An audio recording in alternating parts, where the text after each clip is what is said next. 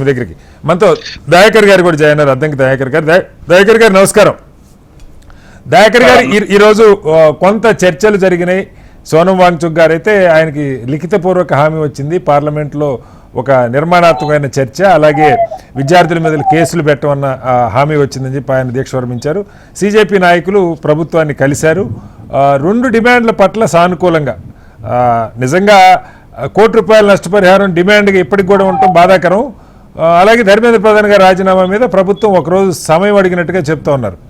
CJI గారు ఆయన చేసిన వ్యాఖ్యలు నాకు టైం లేదన్నది మళ్ళీ రెండోసారి ఈ సిజేపీ పుట్టుకు ఎలా అయితే ఆయన కారణమయ్యారో ఇవాళ మళ్ళా నాకు ఈ వీడియోలు చూసే టైం లేదన్న సిజేఐ గారు ఇవాళ మళ్ళా దాన్ని అసలు అలాంటి పిటిషనే ఫైల్ కాలేదు, ఎవరో ఒక లాయరు ఈ అంశాన్ని లేవనెత్తే అన్న మాటలుగా ఆయన ప్రకటనగా ఒకటి వచ్చింది.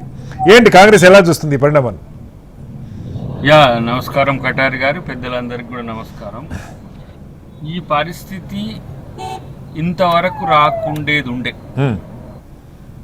అది ఎందుకు ఆ మాట అంటుందంటే, అసలు ఈ చర్చలు, ఈ తర్వాత సంప్రదింపులు, విద్యార్థుల యొక్క డిమాండ్లు, వీటికి సంబంధించిన అంశంలో ప్రభుత్వము ఫాల్స్ ప్రెస్టేజ్కి పోయేది లేకుండే. ఎందుకంటే సిజేపీ అనగానే సిజేఐ ఎట్లా స్పందించిండో భాజపా అట్లా స్పందించాల్సిన అవసరం లేదు. ఓకే, వాళ్ళు బీజేపీకి వ్యతిరేకంగా సిజేపీ పెట్టుకోలేదు. వాస్తవానికి ఆయన బొద్దింకల మాదిరిగా ఈ నేటి తరం యువత ఉండనేసరికి ఆ బొద్దింకలన్నీ ఏకమైనవి.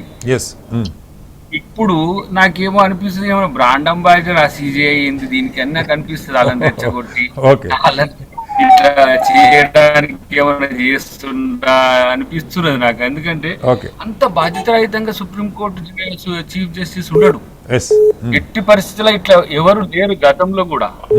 కాబట్టి నేనంటున్నది ఏంటంటే, వారు బాధ్యతారహితంగా ఉన్నట్టుగానే మోదీ గారి ప్రభుత్వంలోని పెద్దలు కూడా కనీసం అంతమంది క్యాబినెట్ దాదాపు ఎంతమంది సార్, 40 మంది దాటి ఉంటారు కదా, 45-50 మంది ఉంటారు. ఏ ఒక్కరైనా ప్రధానమంత్రి గారికి ఈ విషయం పట్ల ఇట్లా అవుతున్నది, లేదంటే హోంశాఖ నుంచి అయినా ఇంటెలిజెన్స్ రిపోర్ట్ ఇది నెగిటివ్ పోతున్నది, దీని పట్ల మనం సీరియస్ గా ఉండాల్సిన అవసరం ఉంది అని చెప్పి ఒక ప్రయత్నం చేయలేకపోయిందా అని అనిపిస్తుంది నాకు. జరిగిన నష్టం ఇప్పటికే జరిగింది. అంటే ప్రధానికి సలహా ఇచ్చే సాహసం కేబినెట్ లో ఎవరైనా చేసే పరిస్థితుందా? కాకుండా ఇంటెలిజెన్స్ రిపోర్ట్ ఉంటాయి కదా సార్, సలహా ఇవ్వాల్సిన అవసరం లేదు. Every day definitely home minister, central home minister intelligence review తీసుకుంటాడు. అది ప్రధానమంత్రి గారి ఆఫీస్ కు పంపించాల్సిన విధి ఉంటది కదా. అది నేను అంటున్నా. రెండవది, ఇప్పటికీ ఒక 12 మంది చనిపోయినరు, చాలా మంది దాదాపు 100 మంది పైచిలకి అలా ఐసీయూలో ఉన్నట్టు ఒక చర్చ ఉంది. ఒక పాప చనిపోయినట్టు, ఆ నిరసనలో పాల్గొన్న ఒక పాప చనిపోయినట్టు కూడా వార్తలు వస్తున్నాయి. అధికారికంగా ప్రకటన రాలేదు, బట్ నిజమో కాదు వార్తలు అయితే వస్తున్నాయి. రాకపోవచ్చు కూడా కానీ ఆ ప్రకటన. నేనేమంటున్నంటే, జరిగినది దేశ యువత మీద దాడి జరిగినట్టుగా యువత భావిస్తుంది. ఆ విషయంలో సిజేపీ యువతకు ప్రాతినిధ్యం వహిస్తున్నట్టుగా, భాజపా కాంగ్రెస్ రాజకీయాల కోసమే ఏదో పొలిటిక్స్ చేస్తున్నట్టుగా యువత భావిస్తుంది. ఇది నేను అనుకుంటున్నా. ఎందుకంటే ఇవాళ రాహుల్ గాంధీ గారిని అరెస్ట్ చేసిన తీరు కావచ్చు, పోయిన విధానాన్ని కావచ్చు, బీజేపీ తప్పు పట్టినా మీరు ఇన్ని రోజులు ఎందుకు ఆగుతున్నారని మమ్మల్ని ప్రశ్నిస్తున్నారు. ఇన్ని రోజులు ఎందుకు ఆగిండ్రు? ఆ పిల్లలు వచ్చింది, ఎవరో తెలియని వాళ్ళు వచ్చిందంటే మోదీ గారి ప్రభుత్వం యొక్క పనితీరు ఎట్లా ఉంది, ప్రతిపక్ష నాయకుని పట్ల ఏ విధమైన గౌరవం ఇస్తున్నది, పిల్లల పట్ల, పసిపిల్లలు సార్, నేను నిజంగా చెప్పాలంటే 15-16 ఏళ్ల నుంచి మొదలు పెడితే 25 ఏళ్ల లోపు పిల్లలు, దాంట్లో కొంతమంది వీళ్ళు స్టూడెంట్స్ కాదని కొంతమంది పిల్లలను చూపిస్తారు.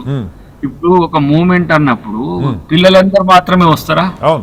పిల్లల తల్లిదండ్రులు వచ్చిండ్రు, వాళ్ళు కూడా గాయపడ్డారు. తర్వాత యువకులు వచ్చిండ్రు, ఆ ఉద్యమానికి మధ్యతో ఎవరైతే సిజేపీకి సంబంధించిన వాళ్ళందరూ వచ్చిండ్రు. ఈ పరిస్థితి భాజపా ప్రభుత్వం కోరి తెచ్చుకున్న పరిస్థితి.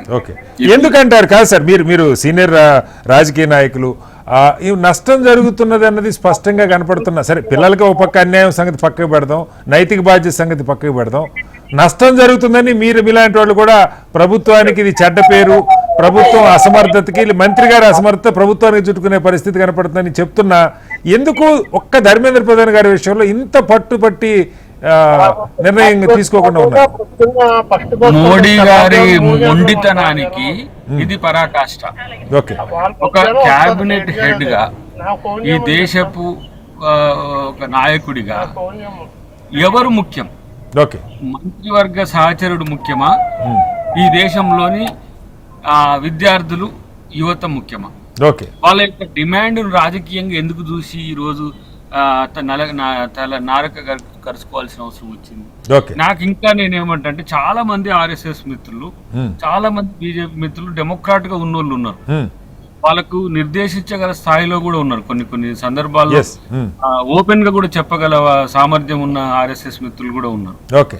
ఎందుకు ఇంత దాడులకు తెగబడుతుంటే కూడా ఎందుకు దీన్ని భరించాల్సిన పరిస్థితి వచ్చింది?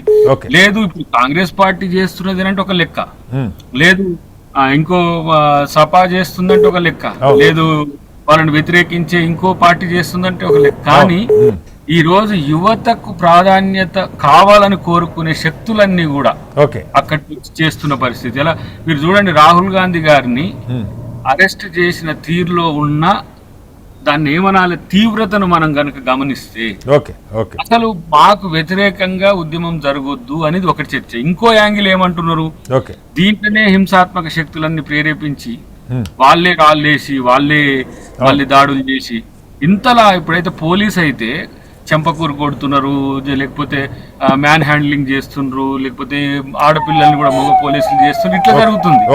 కానీ ఒక ఏమంటారు, హింసను ప్రేరేపించి తలలు బలిగే విధంగా, లేదంటే వాటికి మొలలు పెట్టి తీవ్ర రక్తస్రావం అయ్యే విధంగా ఇట్లా చేస్తున్నది ఎవరు? పోలీస్ ఎంతవరకు ఉంటుంది?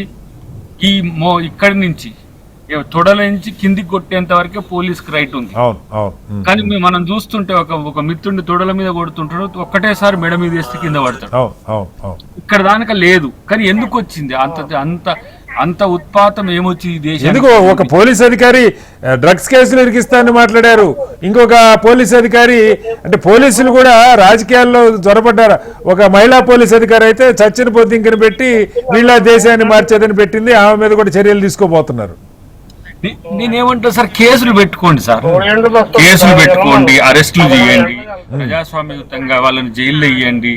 ఇది ప్రభుత్వ వ్యతిరేకత అనుకుంటే ప్రభుత్వాన్ని ఏదో ప్రభుత్వ ఆస్తుల విధ్వంసం చేసిందన్నా కూడా ఈ కొట్టుడు ఎక్కడి, తలల వాళ్ళ కొట్టుడు ఎక్కడిది, మనుషులను ఇష్టం వచ్చినట్టుగా బాధుడు ఎక్కడిది? ఇది మోదీ గారు ఆయన కూడా రెస్పాండ్ అయ్యిండు, కానీ సమస్య మొత్తం చేయి దాటిపోయినాక పోనీ ఇప్పుడు చర్చలకు వస్తున్నారు. రమ్మనండి, వాళ్ళతో చేయమనండి, వాళ్ళని కన్విన్స్ చేయమనండి. అదొక కొత్త రక్తం, గుర్తుపెట్టుకోండి. ట్రెడిషనల్ పొలిటికల్ కల్ట్ కాదు అది. నిజంగా తెలిసి ఉంటే ఇప్పుడు మాలాంటి వాళ్ళము ఇప్పుడు ఆ బారికేడ్లు దాటిపోవాలంటే 100 సార్లు సంశయిస్తాం. ఆ బారికేడ్లు దాటిపోతే ఏమైతుంది? లాబొరేటరీ నీళ్లు పడతాయి. ఆ బారికేడ్ దాటిపోతే ఏమైతుంది? లాఠీలు వేస్తుంది. ఆ బారికేడ్ దాటిపోతే ఏమైతుంది? ఫైరింగ్ అవుతుంది. ఆ బారికేడ్ దాటి వాళ్ళకి అవి తెలియని rules. Police station Telangana movement లో చాలా మంది మిత్రులు పోలీస్ స్టేషన్ బార్డర్ దాటొద్దని తెలియక చాలా మందికి మన వాళ్ళ సంసద్ యాత్ర మేము పెట్టినప్పుడు ఒక 200-300 మందికి ఏ విధంగా పోలీసు ట్రీట్మెంట్ ఇచ్చిండ్రో మాకు తెలుసు. సోనియా గాంధీ గారి ఇంటి ముందు ధర్నా చేస్తే చేయకూడదు, అక్కడ లేదు, రూల్స్ 144 ఉంటది. ఆ రోజు ఈ రోజుల్లో కూడా ప్రధానమంత్రి గారి ఇంటి ముందు కూడా 144 ఉంటది. అప్పుడు పోలీస్ కు డిస్క్రిమినేషన్ కాదు, డిస్క్రిషన్ ఉంటది.